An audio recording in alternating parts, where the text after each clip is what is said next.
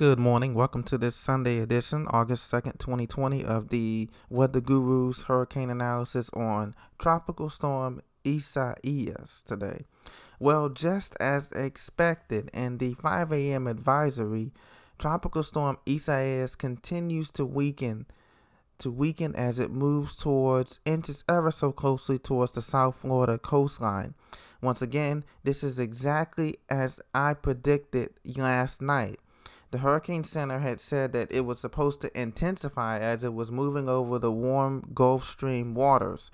But as you can see on satellite and radar composite here, the burst of convection has not led to it strengthening any further. And matter of fact, has led to it weakening. Now, this is because several factors. But first, let's get to the movement, and let me tell you where it's located at exactly right now. It's still moving to the northwest at 9 miles per hour, and that's moving. The movement is according to it's moving around a subtropical ridge of high pressure known as the Bermuda High Pressure in a clockwise fashion. It probably will pull to the northwest later on this afternoon. It's currently located about 45 miles southeast of West Palm Beach, Florida. And the winds are at 65 miles per hour. That's the maximum sustained winds now. Remember, there's winds less than that in other parts of the storm, with gusts to around 75 miles an hour. Pressure has come up to 996 millibars. It's up 2 millibars since the last advisory yesterday. This is exactly what we predict. This is exactly what I predicted. If you follow my advisories, this is exactly what I predicted will happen with this system. Last night, people told me that I was wrong. Because the Hurricane Center said that it was supposed to intensify, that it's somehow to a Category 1 or Category 2 hurricane. That has not materialized. Now, let me tell you why that has not materialized. That has not materialized with this storm because it was fighting extreme dry air. Hurricanes, tropical entities, tropical storms do not like dry air because you cannot feed off the warm, moist ocean air. It ingests that up into the system, okay, through all levels of the atmosphere. So that's number one. If the storm is intaking dry air, it cannot develop those high cloud tops, those high thunderstorms, severe thunderstorms needed to form a proper system core system. Okay, that's number one. Number two, the reason why Isaias is weakening is because the internal structure is not there. Wind shear is blowing off the cloud tops. You see how these cloud tops are blowing off to the east and to the southeast, okay?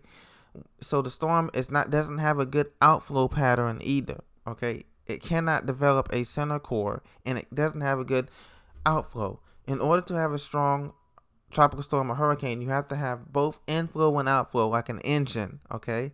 Like an engine working. You have to have intake and outtake. If either one of those is disrupted or damaged, it's just basic Meteorology 101, you're not going to have a strong storm, period, in any quadrant. Northeast quadrant, southeast quadrant. We break it up into 4 quadrants: northeast, southeast, southwest, and northwest.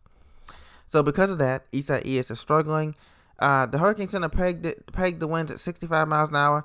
That's the maximum winds, but I believe it's less than that. You have to take off 10% of that because that's flight level winds.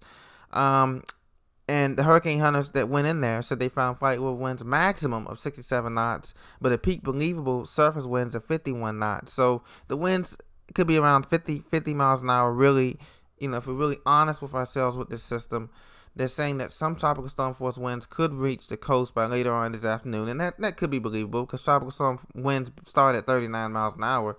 I don't know if sustained tropical storm winds will be making the way to the coastline as previously expected. And I don't know if there's going to be a lot of rain making their way to the coastline because this system doesn't have a lot of rain on that side of the cone.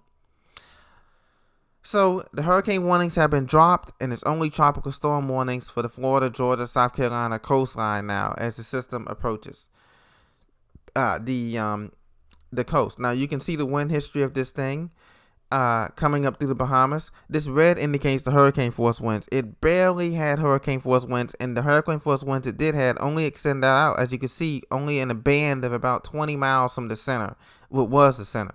Now we don't have any hurricane force winds. You just have tropical storm force winds extending out even less than they previously were before. Tropical storm force winds only extend out from the system. Let's make sure I quote it right. Here we go. It only extends out 115 miles from the center.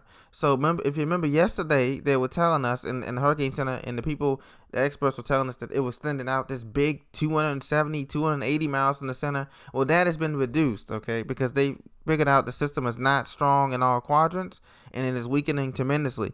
So the wind field has shrunk. Tropical storm force winds only extend out 115 miles from the center, okay? And the minimum central pressure has risen to 996 millibars, okay? So this is starting to become more of an afternoon garden variety thunderstorm type of millibar pressure rather than some kind of big hurricane that they're telling you on TV. So this is a tropical storm. It will continue to weaken. The next advisory comes out at 8 a.m. and I will bring you an update.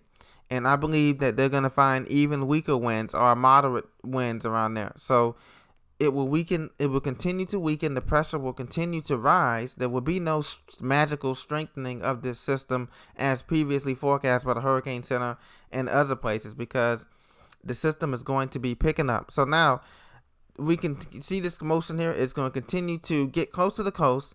Half of it on the western half may make a landfall, but they're not going to count it as a landfall because the whole entire center of the system has to go onto the Florida land coast to be considered technically considered a landfall. Okay, so it's going to ride along the Florida coast and head northwest. Okay, and then it's going to pull hard to the northeast out toward the Carolinas. Okay, so once again, that's the forecast I've been saying all along, that this was going to happen, and it's coming true right now. Check my other advisors and you will see that everything I've said so far has come true, and this will be the next piece, is the steering currents. Now, there is a chance that it's going to continue to slow down its movement, which I said will happen, and it has happened, and it's going to continue to do that. So it will not make a landfall technically in Florida or Georgia, and the Carolinas, it may make a landfall there, but I don't think so. It's going to hit the Outer Banks and then head out to sea, because it's going to be pulled out to sea by this deepening trough, which is developing today as we speak. So this is your 5 a.m. advisory update on Tropical Storm Isaias. Stay safe, my friends. Stay blessed, and continue to subscribe to my channel, The Weather Guru, for the 100% unfiltered, unadulterated truth on any storm system. And we're right. So just continue to subscribe. Tell your friends to subscribe, and we'll see you back soon. Thank you very much.